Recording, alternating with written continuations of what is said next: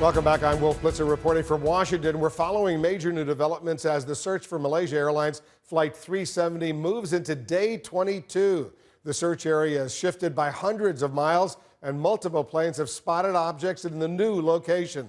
Australian officials say 5 of 10 search planes that flew over the new area today reported sightings in the water. This picture from CCTV, Chinese state television, shows what's described as a suspicious object spotted by a New Zealand military plane.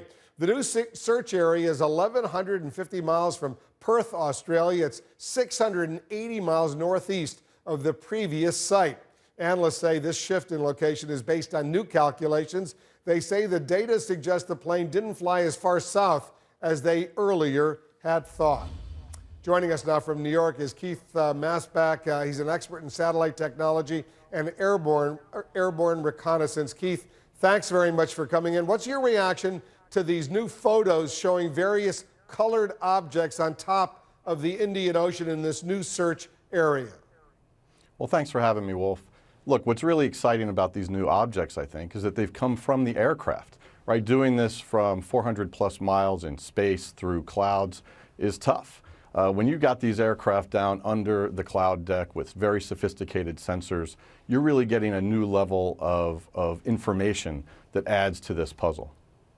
Based on the radar and satellite data, the investigators have now concluded the plane was traveling faster than initially thought. Why do you think it took this long to draw that conclusion and come up with this new search area nearly 700 miles away from the earlier search area?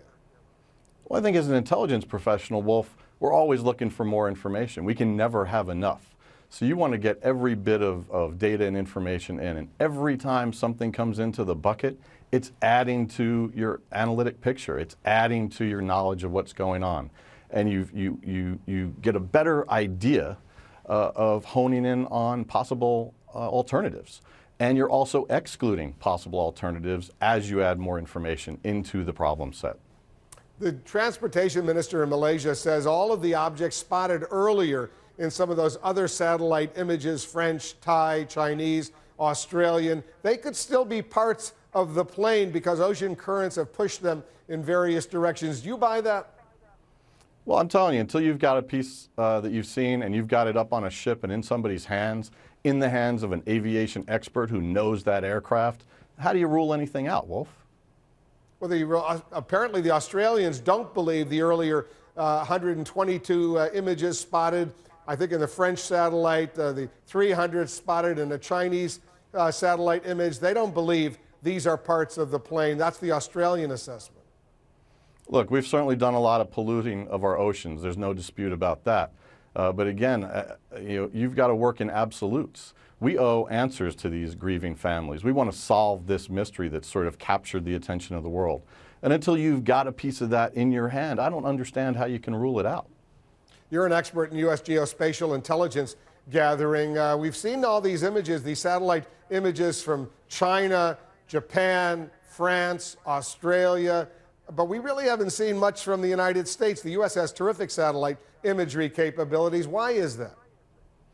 So the United States and China and a number of other countries have very capable systems which they hold closely, which they protect so that people don't understand their full capabilities, or as we would call in the intelligence community, sources and methods.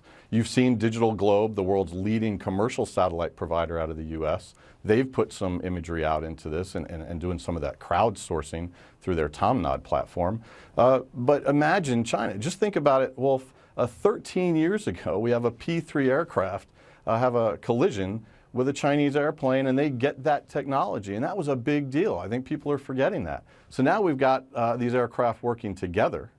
You can imagine that this is very, very sensitive, right? You've got these Chinese and U.S. Spy planes, if you will, sitting on a tarmac together in Australia. They want to protect what they're able to do because they were actually built to look for each other's submarines and surface aircraft.